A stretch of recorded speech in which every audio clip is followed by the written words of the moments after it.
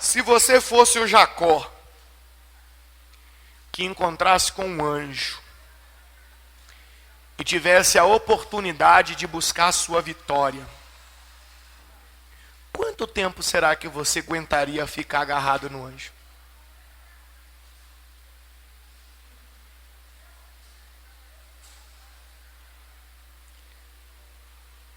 A resposta dessa pergunta diz o quão perto ou quão longe você está da bênção de Deus que você tanto precisa na sua vida. Pode se assentar, por favor. Irmãos, a Bíblia é um livro de instrução, ensinamento. Muitas pessoas têm a Bíblia apenas como um livro religioso. Se você enxergar a Bíblia apenas como um livro religioso, você vai estar bem distante daquilo que Deus quer para a sua vida. A Bíblia é um livro de instrução. Você encontra de tudo na Bíblia. Você encontra problemas familiares, você encontra problemas de saúde, você encontra problemas conjugais, financeiros, você encontra de tudo. E cada problema que você encontra na Bíblia, logo depois do problema você encontra o quê? A solução. Como que aquele problema foi resolvido? Então a leitura da Bíblia é para que você aprenda a buscar em Deus o socorro que você precisa. Mas ao mesmo tempo, é para que haja uma transformação em você. Às vezes, a nossa maneira de pensar, de agir, a nossa postura, ela nos distancia de Deus. Nos distancia das maravilhas de Deus. Vou dar um exemplo. Vou dar um exemplo para você. Tem pessoa que vem na igreja. Tem pessoa que vem na igreja. E ela quer ter uma vida abençoada, financeiramente falando. Olha que exemplo fácil de entender, simples.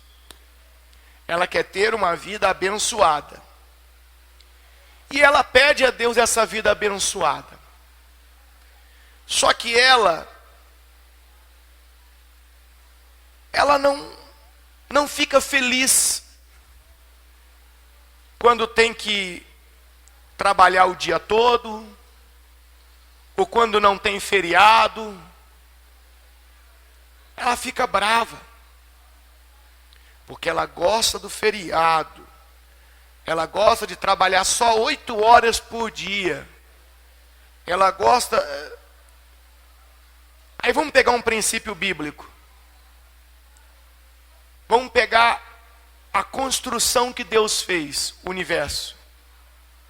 A Bíblia fala, no primeiro dia, o que Deus fez? Não, primeiro dia não. No princípio criou Deus os céus e a terra. No primeiro dia, o que Deus fez?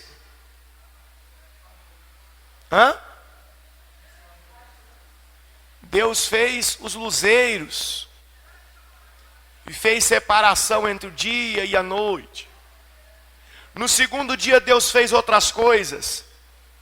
E está escrito desse jeito. No terceiro dia outras coisas. No quarto dia outras coisas. No quinto dia outras coisas. No sexto dia outras coisas. E no sétimo ele descansou. A semana tem quantos dias? 7. Quantos dias Deus trabalhou? 6. E por que o crente quer trabalhar 5?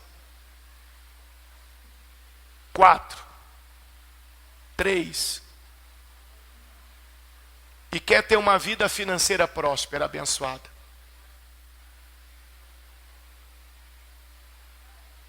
Está fora do princípio bíblico. Estou dando um exemplo para você entender.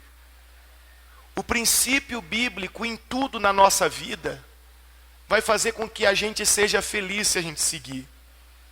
O princípio bíblico da saúde está na Bíblia. Está na Bíblia. Se você pega a Bíblia para seguir a regra de saúde, a Bíblia vai falar para você assim, ó, não coma isso, não coma isso, não coma isso, não coma isso, não coma isso, não coma isso. A pessoa, mas é gostoso. Coma. Coma e morra.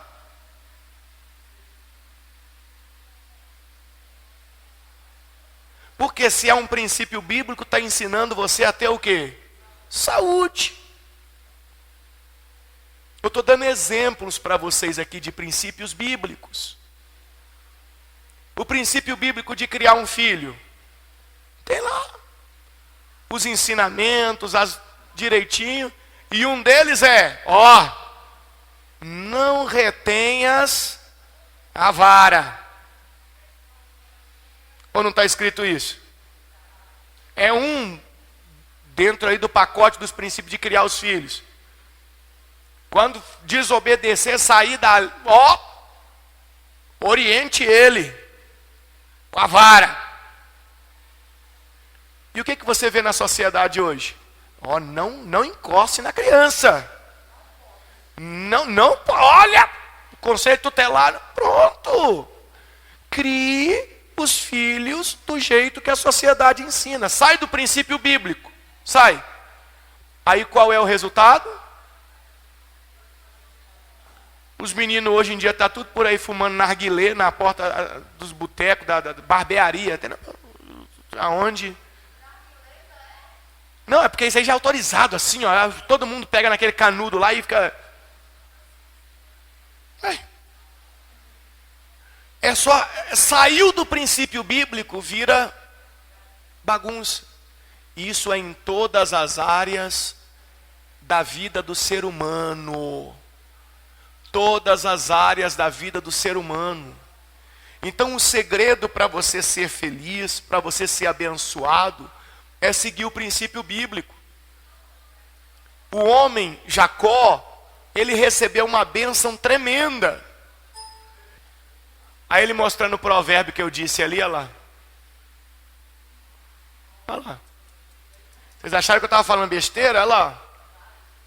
Não retires da criança o quê?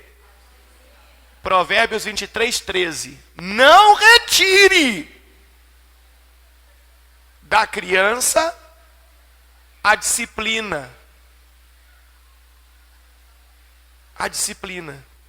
Pois, se a fustigares com vara, o quê? Não morrerá. Esse morrer aqui é um contexto amplo, está falando de crescer, ir para o mau caminho, sofrer. Então a Bíblia nos traz princípios. Eu quero que você entenda assim, presta atenção. Hoje é um culto de oração, é um culto de batalha espiritual, é um culto buscando em Deus o socorro, a resposta que precisamos. O homem Jacó, ele teve uma situação muito difícil. Todo mundo conhece a história de Jacó. Jacó sai de casa por volta dos 71 anos de idade, fica 20 anos fora, o irmão dele queria matar ele. Não tinha conversa com o irmão dele, tanto é que quando Jacó volta, o irmão dele está indo, se eu não me engano, com 400 homens para matar ele. Não tinha solução, humanamente falando. E naquele trajeto, Jacó se encontra com quem? Com um anjo. Ou Jacó segura a bênção ali para mudar a história da vida dele, ou ele morre. Então Jacó, ele luta aquela noite inteira.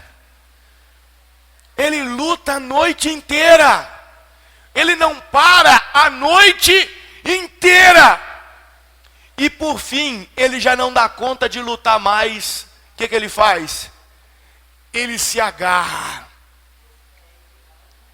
ele se agarra, ele já não tem força para ficar em pé, já não tem força para... Ele se agarra. E quando o anjo diz, olha, me deixa ir, porque já rompeu o dia, eu tenho que ir. E o que Jacó responde? Eu não te deixarei ir. Eu não te deixarei ir. Cadê? Coloca para mim, por favor. Enquanto não me abençoares. Gênesis 32, 26. Olha o que o anjo disse. Deixa-me ir, pois já rompeu o dia. O que Jacó respondeu?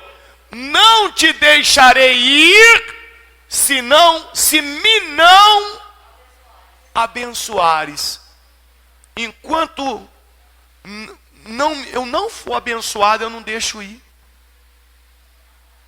A pergunta é, você, quanto tempo aguentaria nessa luta aí? É isso que precisa mudar dentro de você. Eu quero uma bênção, eu quero uma resposta, eu preciso de uma vitória. Eu sei que Deus pode fazer por mim, então eu vou me lançar, eu vou lutar, eu vou fazer. Gente, o povo crente é muito devagar. É por isso que é um povo que sofre tanto, era para sofrer menos. Você vai ver em outras religiões por aí, uma pessoa quando vai consagrar a vida dela na religião dela, entra num quartinho sujo e fica lá dias bebendo uma água podre, suja, e a pessoa fica dias, semana, e às vezes o crente na hora da oração, do clamor, de buscar ali o socorro, aí tem gente que começa a fazer assim, ó. Sabe o que significa isso aqui? Impaciência. Impaciência. O corpo fala, seus olhos falam, seus gestos falam, tudo. Existe uma linguagem chamada linguagem corporal. Todo gesto que você faz, você está querendo expressar alguma coisa. E a pessoa agindo assim, ela quer enganar quem? Deus? Ela não vai enganar nem o diabo, e muito menos a quem? A Deus. Então o crente, ele tem que estar baseado nos princípios bíblicos e viver aquilo que ele está aprendendo. O segredo é viver. Eu já falei aqui uma vez que o homem mais vitorioso da Bíblia foi quem? Quem lembra? O mais vitorioso da Bíblia foi quem? Josué. Josué nunca perdeu nada. Mas a Bíblia fala que ele seguia rigorosamente os ensinamentos de quem? De Deus. Ele meditava nos ensinamentos de Deus de dia e de noite, para que ele não se desviasse em nada. E aí como que a vida do rapaz se torna? Uma bênção. Aí tem gente que fala, eu queria ter a vida de Josué. Você pode. É só você viver como ele viveu, siga os princípios dele. Abra sua Bíblia em Lucas capítulo 17, por favor. Toda terça-feira é esse culto de oração.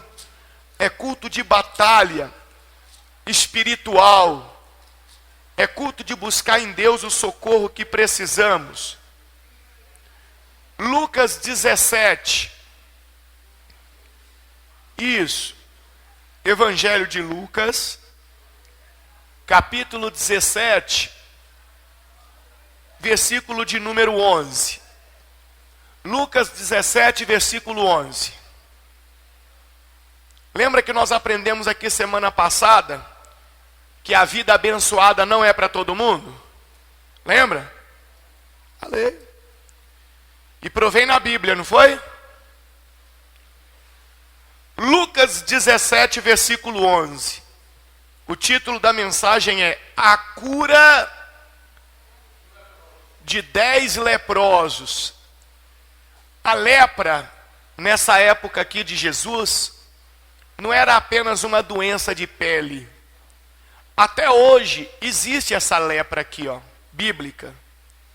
Essa lepra bíblica é uma enfermidade no corpo da pessoa que causa feridas, sim, mas o corpo da pessoa vai se desintegrando. E o detalhe, a pessoa não sente. A orelha solta. Os pedaços do corpo vão se desfazendo. Quando eu digo a pessoa não sente, não é que ela não sente nada, mas ela não sente dores absurdas, como uma pessoa sã ir lá e arrancar a orelha fora, do nada. Porque o corpo dela já está num processo de destruição. E é altamente contagioso. Existe, aqui, não sei se em Brasília existe, em Minas Gerais, eu sei que tinha lá próximo de Barbacena um leprosário. Existem hospitais específicos para esse tipo de doença. As pessoas ficam lá como se fosse um asilo, um albergue, eu não sei qual o nome dá, que a pessoa fica lá para sempre. Hã? É leprosário. Então, eu falo assim, é como se fosse um asilo, que a pessoa é jogada lá e vai morrer. Porque não tem jeito. E é altamente contagioso. A medicina não tem cura até hoje. Nós estamos falando de um escrito de 2000 anos. E até hoje não existe vacina, não existe remédio, não existe nada. Então, se hoje as pessoas querem o leproso longe, imagina 2000 anos atrás. Só que naquela época não tinha um hospital para leproso. Então o que se fazia? Expulsava os leprosos para as estradas. Por isso que sempre que você lê na Bíblia, ouvindo falar de leprosos aí, eles sempre estavam na beira do caminho. Eles ficavam entre uma cidade e outra, esperando os viajantes passar e dar alguma coisa, dar uma esmola, dar um pão, para eles poderem sobreviver por mais um tempo. Jogados. Então olha o que aconteceu aqui, ó. De caminho para Jerusalém, tá vendo de caminho? Tá vendo de caminho aqui, ó, estrada, ó, estrada. Passava Jesus pelo meio da Samária e da Galileia. Ao entrar numa aldeia, saíram-lhe ao encontro o quê? 10 leprosos. 10 leprosos. Que ficaram como? Ficaram onde? Versículo 13. Ficaram de longe. Por que de longe? Porque já existia a lei. O leproso se aproximou, pode apedrejar ele, não é crime. Quem está cometendo crime é ele. Porque se ele se aproxima da sociedade, ele vai contaminar a sociedade. Então, ó, e vem ali o Zezinho leproso, e ele está vindo, pode apedrejar daqui e matar ele. Não dá problema nenhum. Então, quando aqueles homens que já tinham ouvido falar de Jesus, que já tinham ouvido falar de milagres, de cura, viram Jesus, eles se aproximaram um pouco, continuaram de longe, mas numa distância que dava para Jesus ouvir. E o que eles fizeram? De longe eles fizeram o quê? Eles gritaram. Eles fizeram o quê? Fizeram o quê? Diferentemente de muito crente que fica calado. Está leproso, mas fica o quê? Calado. como se Deus tivesse obrigação de fazer alguma coisa por ele. Deus não tem obrigação com ninguém. Você não vai encontrar na Bíblia nenhuma palavra que mostra a obrigação de Deus com alguém. Até Maria, a mãe de Jesus, tomou uma sacudida no dia que ela foi colocar palavras de qualquer jeito. Lá em João capítulo 2, Jesus estava numa festa de casamento e o vinho acabou. O vinho acabou da festa. Aí vem a mãe de Jesus até ele e diz assim, encontrou aí? Capítulo 2, João? Coloca para mim, por favor, aqui. Travou? Coloca o versículo 3. João capítulo 2, versículo 3. Tendo acabado o vinho, a mãe de Jesus lhe disse, eles não têm mais vinho. Presta atenção no que aconteceu aqui. Isso aqui nos dá uma interpretação, pelo menos nas palavras, talvez essa não era a intenção do coração dela, mas dá uma interpretação de que ela passa a ideia de que ele tinha alguma obrigação para com ela. Porque ela foi falar com ele, ela não era a mulher do casamento, ela não era a dona da festa. Por que ela foi falar com ele? Porque ela entendeu que a ela ele iria atender. Por que ela entendeu que a ela ele iria atender? Por quê? Por que ela pensou isso? Ah, porque eu sou a mãe dele. Eu criei. Eu amamentei. É meu filho. Então presta atenção nessa resposta aqui, ó. Ela chegou para Jesus e falou, eles não têm mais vinho. Versículo 4. Mas Jesus lhe disse, mãe, está escrito isso? Mãe, mãezinha, mamãe querida, é isso que está escrito? Jesus olhou para ela e chamou ela de quê? Está com medo de ler, gente? Chamou ela de quê? Mulher. Que tenho eu contigo? Arrepiei aqui. Se eu tivesse na hora, eu não precisava de ser Maria, não. Se eu tivesse por perto na hora que Jesus respondeu, mulher, o que eu tenho eu contigo, eu caçava qualquer coisa para me fazer e eu saía. Mulher, o que tenho eu contigo? Em outras palavras, o que é que você acha que eu te devo? Qual obrigação você acha que eu tenho com você? Porque Jesus é o próprio Deus. É o próprio Deus. E ele continua, ainda não é chegada a minha hora. Eu não estou aqui para satisfazer os seus desejos. Eu estou aqui por uma missão. Eu estou aqui por um propósito. Não confunda as coisas. Não é porque você foi agraciada, não é porque você foi escolhida para me receber ali, quando o Espírito Santo me gerou no seu ventre. Isso daí não lhe dá direito de achar que eu lhe devo alguma coisa. Tanto é que depois desse dia, qual foi a mensagem bíblica que diz que Maria foi pedir alguma coisa para Jesus? Alguém aí consegue me dizer?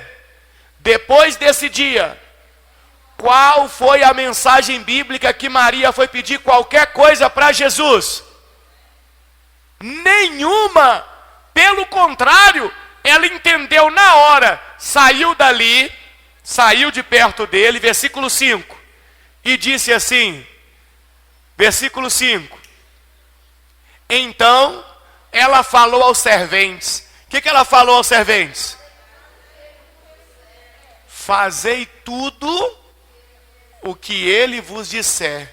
Em outras palavras, se acontecer alguma coisa aqui, não tem nada a ver comigo.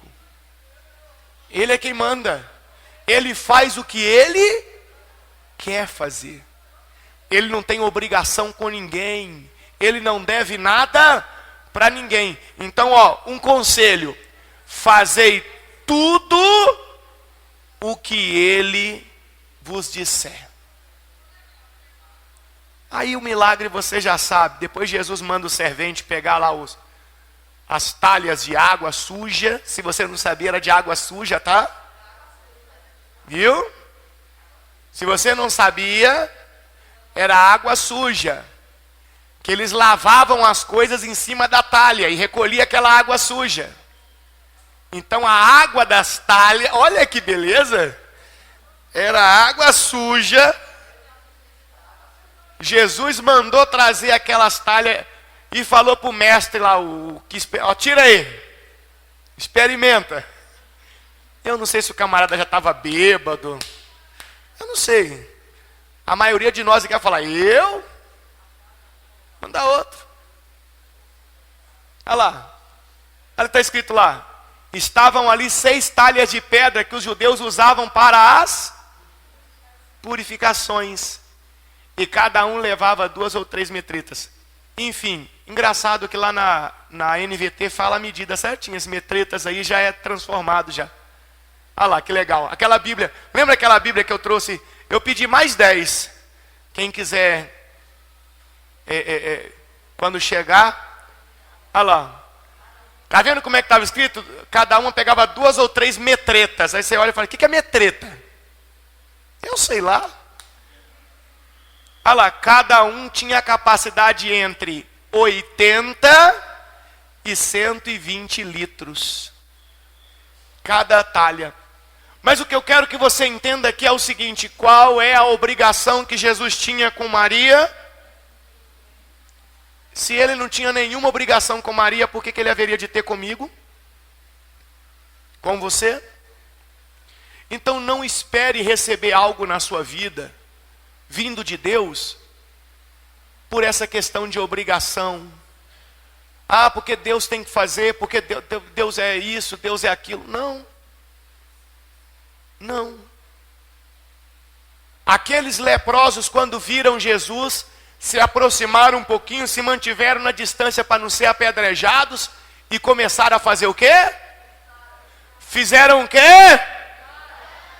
Gritaram. Lembra do cego Bartimeu, quando Jesus estava passando pelo caminho também, e o Bartimeu ouviu Jesus, que era Jesus, o que ele começa a fazer também?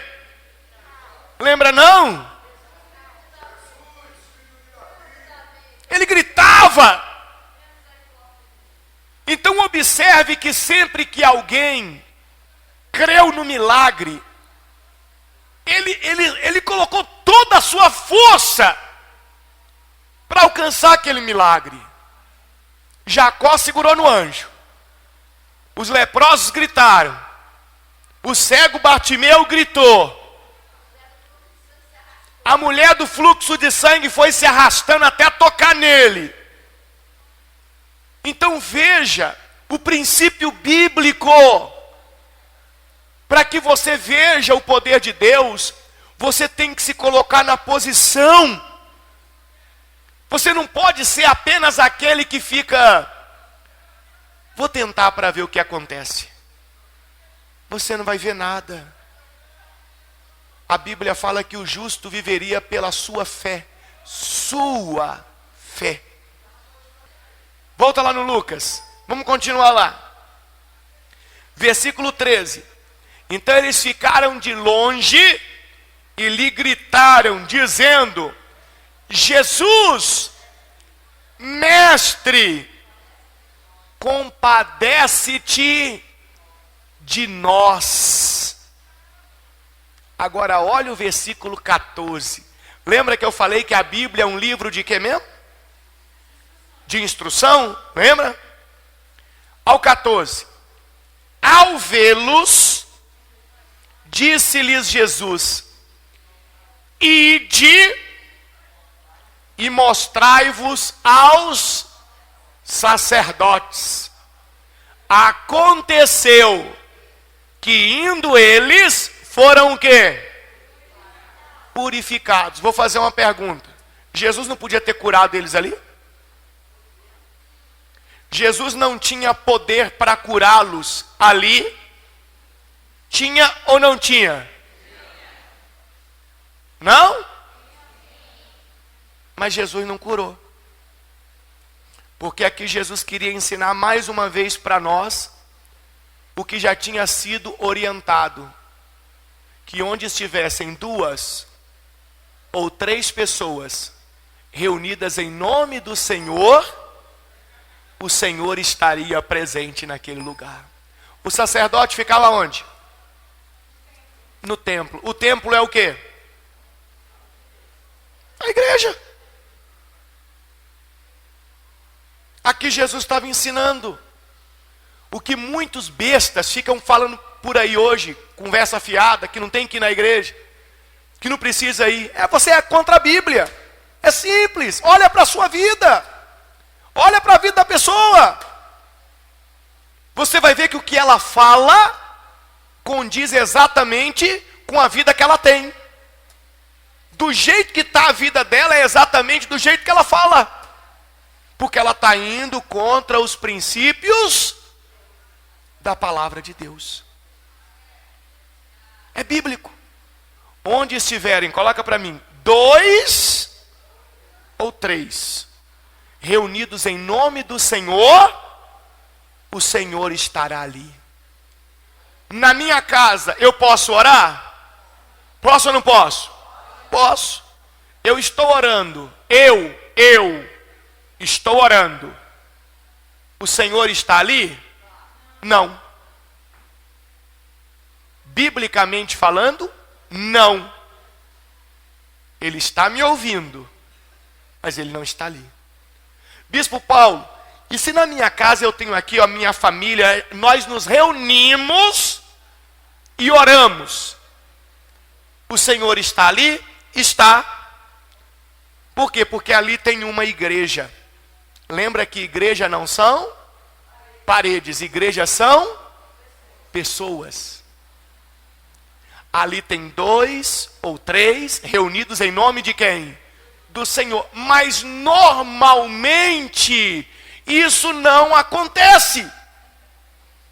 Normalmente na nossa casa é só a gente que vive a fé, ou é eu mais um, só que eu trabalho nesse horário e o outro trabalha no outro horário, para a gente se reunir e ministrar ali um culto, e ler a palavra e orar, é raro. Então o templo, a igreja, existe para isso. Então Jesus aqui, Mateus 18, 20, é isso? Mateus 18, 20. Porque onde estiverem 2 ou 3 reunidos em meu nome, ali estou no meio deles. Eu vou dizer uma coisa para você aqui agora, sob essa palavra. Você não está vendo, porque se você visse, você morria. Eu não estou vendo, mas o próprio Deus, Criador do universo, está aqui no nosso meio nessa noite. Eu não vejo, você não vê, mas Ele está aqui, porque a palavra dEle diz que Ele está aqui. Então quando eu disse para você, clame, ore, profetize, não fique calado, porque o próprio Criador do universo está aqui. E talvez Ele olhou para você e você estava assim, O próprio Criador do universo está aqui. Está aqui. Meu Deus. Então Jesus estava ensinando para nós aqui.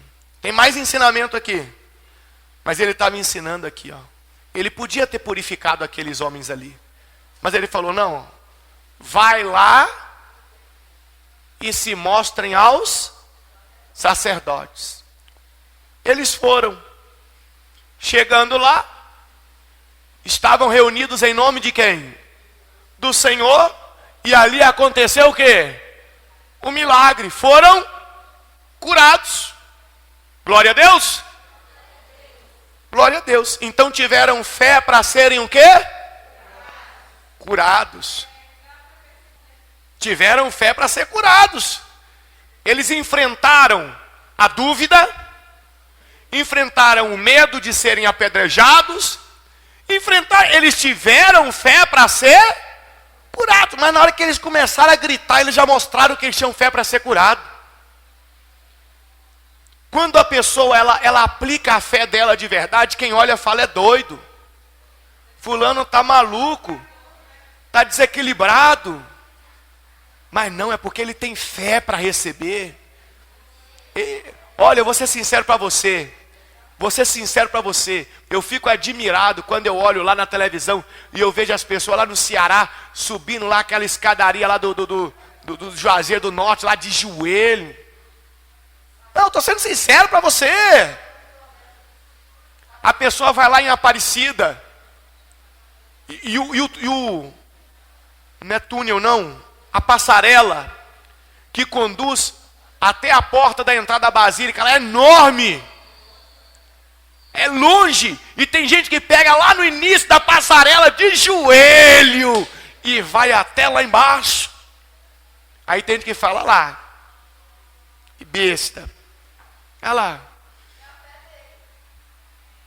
Ele pode até não ter entendimento sobre aonde está depositando a fé, mas que ele tem uma fé muito maior do que a maioria dos que se dizem crentes, ele tem. Pois é, o que falta é só o entendimento para ele. Imagina aquele cidadão exercitando a fé no Deus vivo todo-poderoso. Imagina, homem de Deus, imagina o que um ser humano daquele não ia alcançar. Mas é isso que falta em nós. É isso. E Deus quer despertar isso em você aqui nessa noite, em mim. Então aqueles homens tiveram fé para ser o quê? Curados. E foram curados. Está escrito aqui no versículo, no finalzinho do 14, que eles foram purificados. Agora, olha o versículo 15. Vamos lá. Um dos 10, vendo que fora curado, o que ele fez? Voltou, dando glória a Deus. Como? Pronto. Aqui já tem duas coisas novas. Um dos 10 voltou até quem? Até Jesus. E ele dava glória a Deus como? Tem pessoa que você dá um glória a Deus para ela, que é isso, fulano? Nossa, fazendo passar vergonha aqui, ó, fala baixo. Todo mundo está vendo.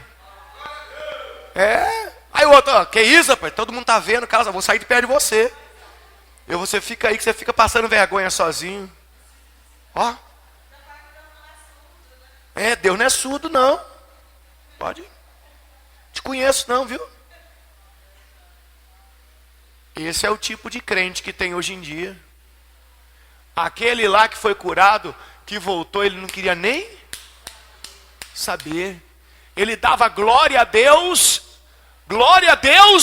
em alta voz. Versículo 16. E prostrou-se com o rosto em terra aos pés de Jesus, agradecendo-lhe. E esse era samaritano. Então, agora outro ensinamento importante para nós aqui. Então, Jesus lhe perguntou: não eram 10 os que foram curados? Onde estão os 9? A pergunta de Jesus. Uai, seu grupo não era um grupo de 10?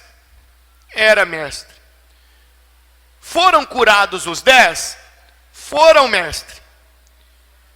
Onde estão os outros 9? Onde estão? Não houve porventura quem voltasse para dar glória a Deus senão esse estrangeiro? Jesus falou, mas ninguém voltou para dar glória a Deus? Agora presta atenção no que Jesus disse, versículo 19. E disse-lhe, o que Jesus disse para ele? Levanta-te e vai. A tua fé, o quê? A tua fé o quê? Quantos tiveram fé para serem curados? Quantos tiveram fé para ser curado e para ser salvo? Muita gente na igreja tem fé só para receber a bênção, mas não tem fé para ser salvo não. Só um. Só um. Você tem que ter fé para receber a bênção. E você tem que ter fé para ser salvo. Você tem que se preocupar com a bênção, mas você também tem que se preocupar com a vida eterna. Jesus disse para aquele rapaz, a tua fé te salvou.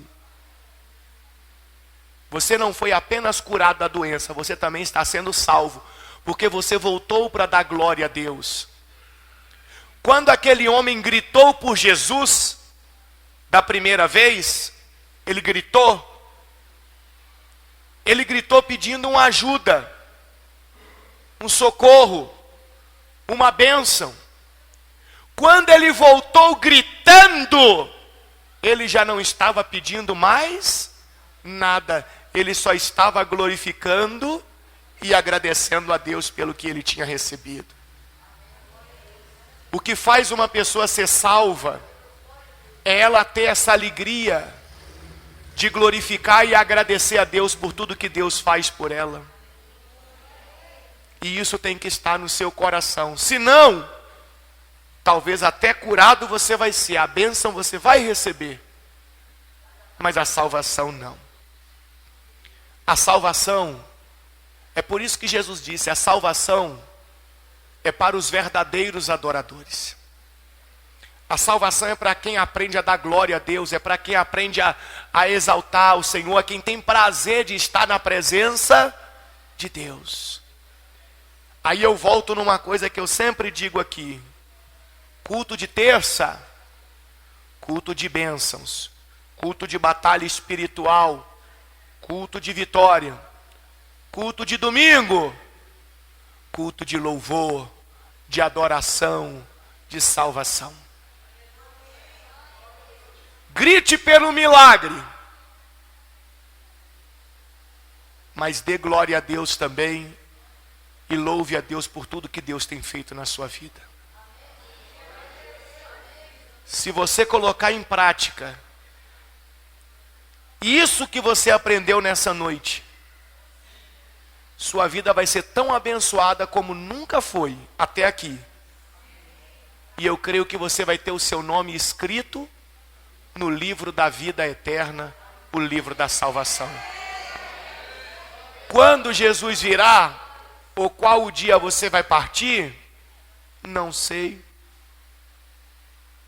Ninguém sabe. Aí você vê que para ser salvo, não importa a sua origem, não importa a sua cor, não importa se é masculino ou feminino, importa se você aprende a dar glória a Deus de verdade. Quem entendeu a mensagem? Entendeu por que aqueles homens foram curados? Porque eles tiveram fé para serem o quê? Curados. Dos 10, quantos foram salvos? Porque apenas um teve fé para ser o quê? Salvo. Faça como aqueles homens fizeram. Grite pelo socorro de Deus na sua vida. E quando esse socorro chegar, faça como aquele único fez. Volte para dar glória a Deus. Porque senão não adianta nada. Por isso que o Senhor disse, de que adianta o homem ganhar o mundo inteiro e perder a sua alma? Adianta o quê? Nada. Aqueles 9 ficaram felizes quando viram tudo curado e depois perderam a alma. O sofrimento seria eterno. Busque em Deus a bênção, mas busque a salvação. Amém?